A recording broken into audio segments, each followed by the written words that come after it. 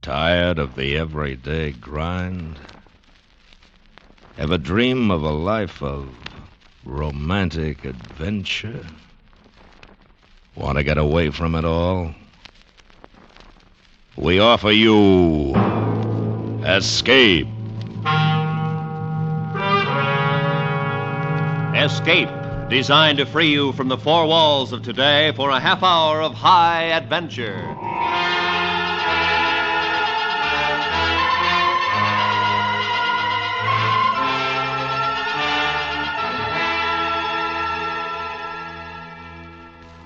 You are trapped in a snowbound cabin in northern Canada. The temperature is slowly dropping, while across the table from you, his eyes staring at you, is your only companion, a madman, waiting for his chance to kill you. Listen now as Escape brings you Anthony Ellis's terrifying story, A Study in Wax.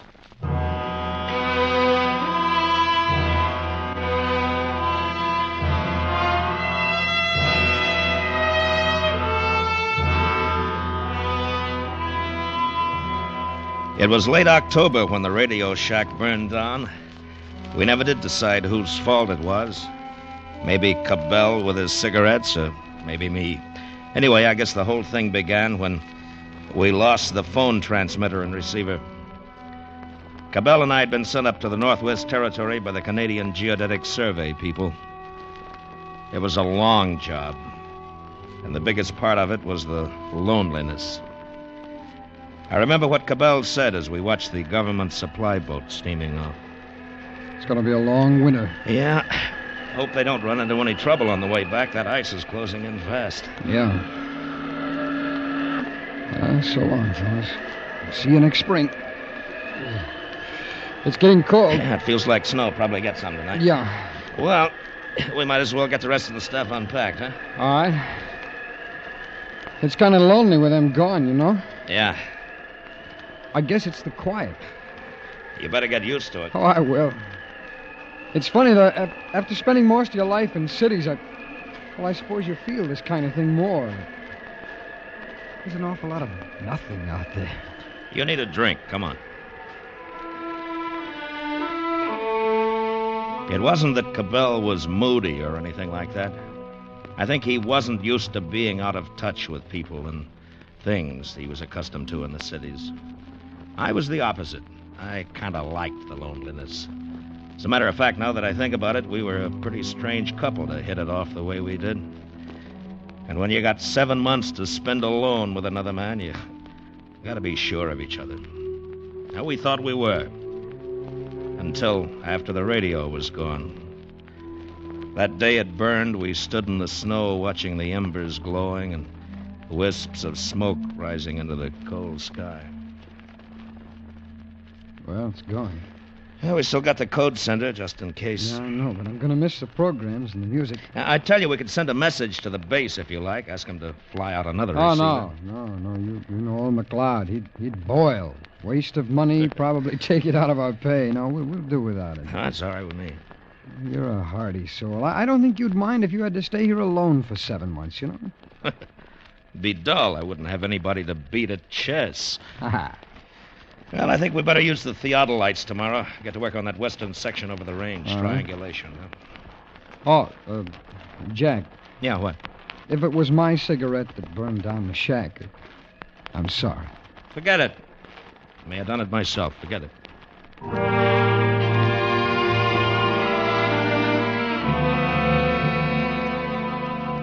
By the end of November, we'd done pretty well as far as work was concerned. But Cabell was getting jittery. We had a week stretch where we couldn't move out of the camp. It was around 30 below outside and blowing 60 miles an hour. Cabell had read most of the things we'd brought along and was sitting at the table trying to beat a solitaire game. I was oiling my gun.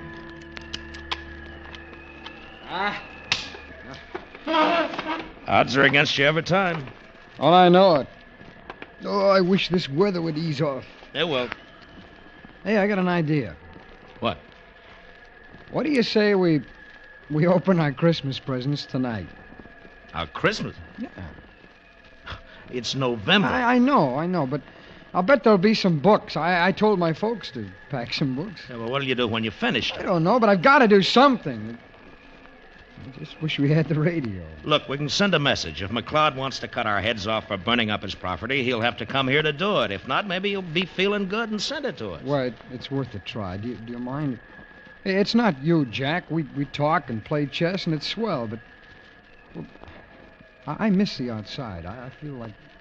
Well, I know. Give me a pencil. sure, will you? I'll get... Here you are. Thanks. Yeah, how does this sound? Radio shack burned to ground. Can you send new receiver? Mm-hmm. Have only small set on fixed channel. Jack, couldn't you say emergency? No, that'd go over big with McLeod. We miss Canadian and U.S. mystery shows, must continue to hear them in order to keep up our work. Leave it as it is. All right. Switch on the generator, will you? Sure. It's kind of stuffy in here, isn't it? I was thinking it was cold.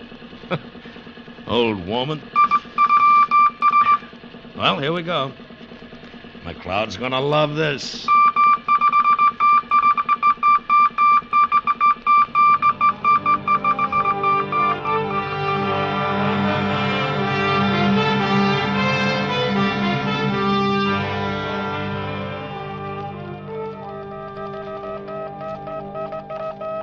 The reply from McLeod came back the following day.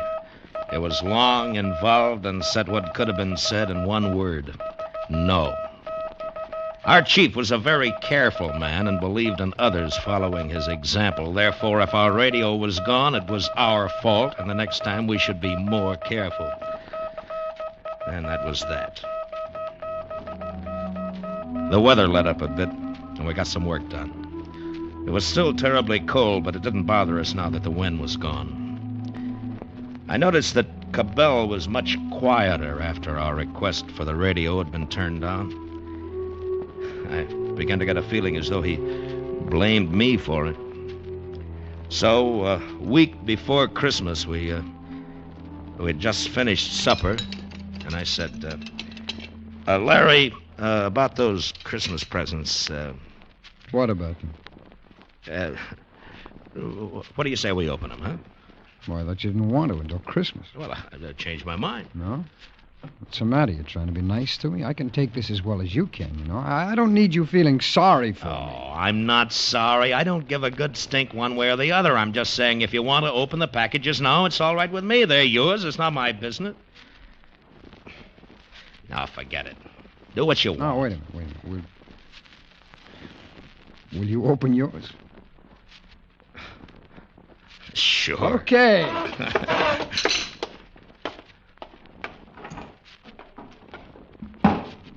He got a hammer and started to pry open the case. Our families and friends had done their shopping in August, and we'd put their gifts together in the case. And at the sight of those colorful wrappings, Cabell began to smile. Oh, mother of mine. He was back in touch again. They were little things, but a label, a scratch of handwriting, the feel of something different was blotting out his loneliness. Hey, we did The great. great far coldness outside. Come on over. Come on. See what you got. Okay. It doesn't feel like books. They wouldn't pack them like this, would they? Now, they might. This is from my sister. You met her, Jack. Nancy, the one in Winnipeg. Oh, Nancy. Oh, yeah, sure. Hey, look. What? Look at that. Look what we got. It's a phonograph. A phonograph. Yeah, there must be some records in here. Jack, wind it up, will you? Oh, yeah. This is great. There's a big stack up in here. There must be... Oh, of all the lousy, crummy luck. What? Well, what's the matter? They're broken. Oh, that's a shame. Broken. All of them? Well, there's... Wait a minute. There's two of them that's okay. Well, that's good. It's great. Listen to this, will you? What? Bugle calls of His Majesty's Army. What? I mean it. Look. It belonged to my father. I remember him playing it when I was a kid. Well, what's the other one? Let's see. Oh, it's The Age of Gold, Shostakovich. It's one of my favorites. No Benny Goodman or anything like that, huh? No. That's right. I forgot you. You don't much like this long hair music, do you? Oh, not much, but it's okay. Come on, let's take a listen to that bugle call thing. That ought to be something. Here, I think I got it wound up enough. Wait till I tell Nancy about that fancy packing job I heard. The following bugle sounds are the authorized calls to be used in His Majesty's service. The charge. The charge. Oh, boy, this brings back memories. The alarm. You know, we could have used this one when the shack burned down.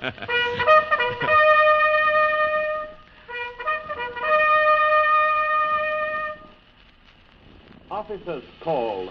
Oh, on this one, everybody comes. No, it's the next one. Yeah, We got a lot of laughs out of that old record. Played it a couple of times and had a couple of drinks. And I tell you, that phonograph, even with only 2 records, it made a lot of difference to us. The strain seemed to be gone. And then Cabell put on his Shostakovich and got lost in it. To me, it wasn't much. It was all cluttered up with a lot of noise that hurt your ears. He must have played it a half a dozen times while we unwrapped the rest of the things. There were a lot of books and magazines, and that was real good. I figured we could stretch him out for at least 3 months, which would take us into March. But by the next day, the weather turned bad. A blizzard came down. We stayed inside until the day after Christmas. And Cabell, he was like a kid. He smoked cigars, drank brandy, listened to his record, and read. And in 10 days, he'd read every single thing. And then he had nothing to do but listen to his record.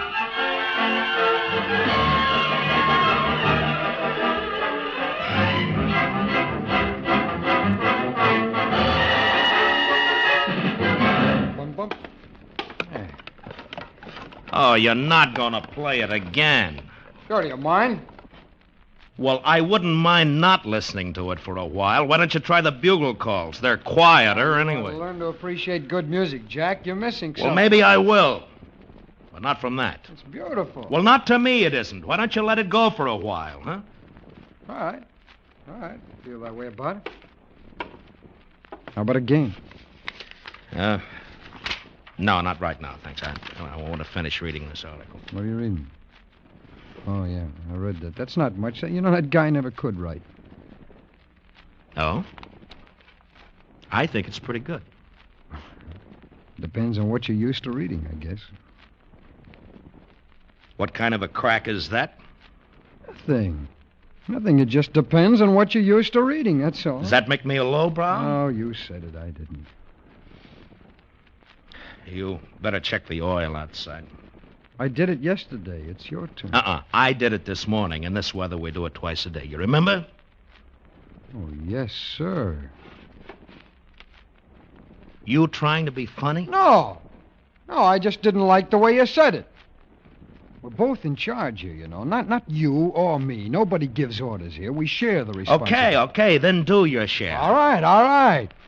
I'm going out to check the oil, and not because you say to do it, you know, but because I want to. Well, good for you!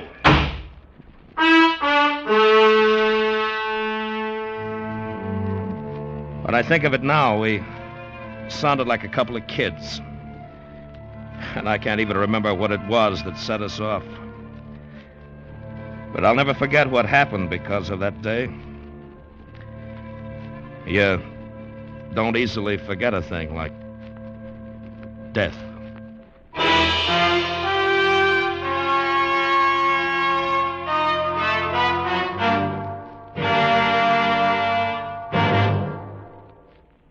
We will return to Escape in just a moment.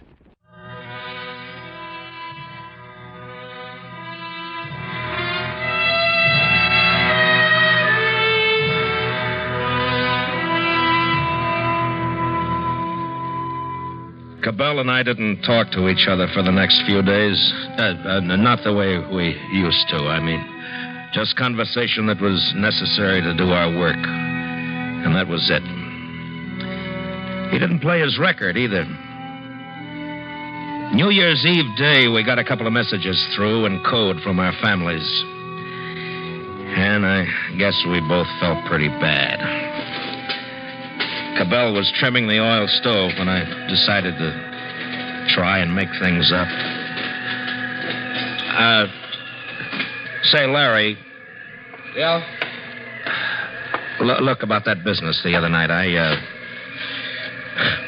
I'm sorry. It's my fault. Really. It's kind of silly, you know? Yeah. You know, it's probably just as well that we had the bust up then. There's still 3 months to go before that ship comes back. Yeah, I know. And thanks for not playing that record. It's okay. Oh, I wish that wind would stop. It gets on my nerves. You know something? I got something that's good for that. What? What do you got there? Something to toast the new year. Champagne? Yeah. And 2 bottles. Oh, what an idea. Oh, Jack, this is wonderful. We'll stick them outside for a couple of minutes and cool them off. Well, here, let me have them. I'll do it. Okay. Oh, the wind will cut you in 2. Oh, that's cold. You want to know something? What? The best thing for you and me to do tonight is to get roaring, stinking drunk. Champagne with brandy chaser. Right. Happy New Year, Larry. Same to you, Jack. And we got drunk. We got red-eyed drunk. And we talked about women and ourselves and our dreams. And it was sloppy and it was great. The kind of a haze you get when it doesn't matter and you're feeling good about everything. And it was fine. Until Cabell decided it was time to hear some music. I didn't mean to. Jack, I want you to really listen to this. Now, I mean, really listen. This Shostakovich, he makes them all look sick with this thing. Now, I want you to really listen. I don't want to hear that thing. Don't. No, I don't want to hear it. Give it a chance. Just listen. But I don't like it, Larry. Well, now, listen. Yeah. I'm going to explain it. Listen to what he does with the rhythm. That's great music, friend. That's really great. That's not music. It's a lot of noise. It's a noise. Jack, shut up, will you? You're not listening. Don't tell me to shut up. You know, you just don't understand good music. That's the matter with you. I understand just it. I don't don't want to understand listen to it. That's Well, all. I want to hear it. Now, Jack, don't take that off. Take your hands off of me or you're going to get hurt. Now, listen, Jack. You stay away from that machine. Get out of my way. Hey, don't get pushy, friend. No. I'm going to kick your brains out for that. I'm sick of you and your filthy music and everything. Don't you touch that record.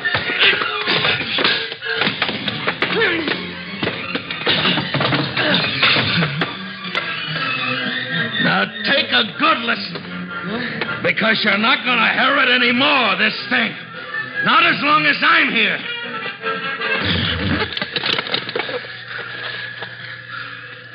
Put it down, Jack. I mean it. Put it down. Put it down or I'll shoot you. I'll do it if you don't put that record down. And I got sober. I might never have had a drink. I was so sober. Cabell had reached up for one of the holsters that hung near the door. And he wobbled to his feet. The gun held tightly in his hand. And there was blood running out of his mouth and down his chin. And I just stood there. And I put the record down on the turntable. You were going to break it, weren't you? Weren't you? Yeah. I knew you were. I know because it gives me pleasure to listen to it, and you don't like that. Well, listen, I want to listen to it, and you don't, so you get outside. Oh, Larry, you... Go on! I'll kill you if you don't. Now get outside. Larry, you're crazy. It's 40 below out there. I'll freeze. That'll do you real good. Now, you go on, Jack. You get outside. All right, but let me get my things. No! Larry, listen to me. You're drunk. You don't know what you're doing. You open that door. Open it! Now go on out!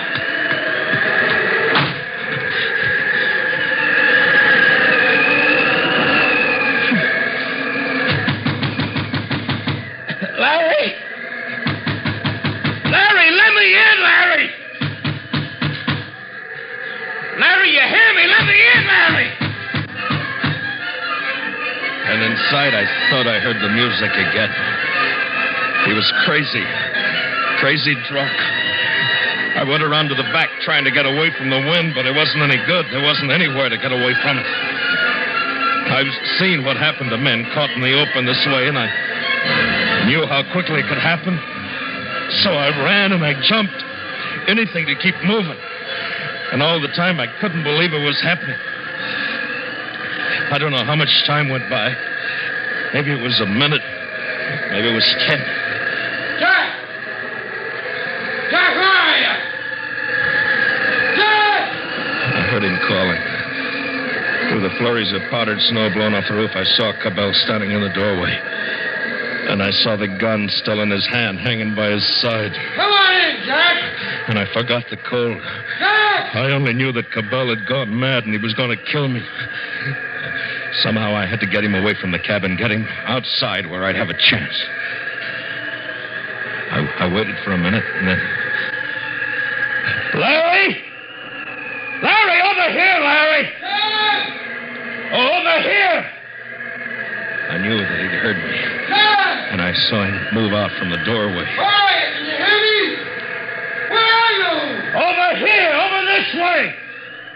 And I moved back behind a hummock. I thought I might be able to make a wide circle and double back to the cabin before he knew what was happening. Jack! I can't hear you. Hurry! Jack, where are you? Larry! Larry! And the wind burned my eyes so that I couldn't see, and I tripped and I fell. My hands bare, didn't feel the coldness of snow any longer. Jack! Jack, over here! Jack, can you hear me? He must have seen me. He was close enough to shoot. And I tried to run, stumbling, falling. And then it was easier, and I was going downhill. But he was behind me. Jack! Jack, come back, Jack! Jack, it's all right. Come back! And then there was something different in the feel of the ground under me. It wasn't ground anymore. Not snow. It was ice. Jack! I'd reached the shore, and I was going out on the frozen sea. Jack, don't go out there! And I began to imagine that I could feel the movement of the sea under me, and suddenly it didn't matter anymore. I didn't care. I couldn't run. I just wanted to lie down. Jack! I just wanted to lie down. Jack, take it easy. It's all right. It's going to be all right. You don't have to be afraid.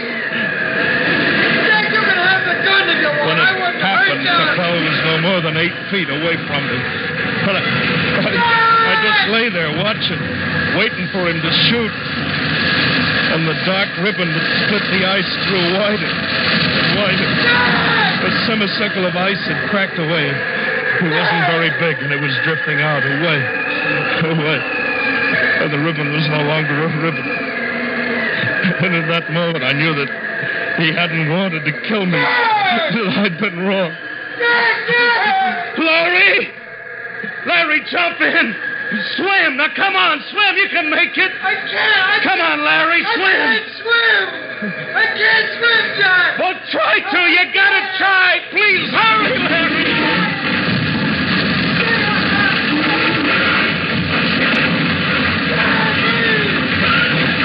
I wanted to get you back to the shop, and I wasn't going to hurt you! They moved away faster after that. Jack, do something! Then I couldn't see him anymore. Please, I'll die! He was lost in the blackness. Please!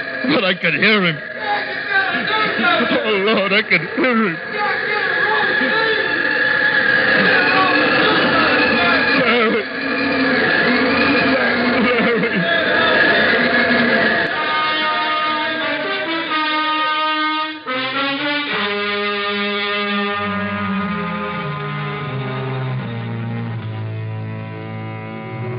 Somehow, I got back to the cabin. And I remember getting the transmitter switched on, sending the message through. Then I got a flashlight and my furs on.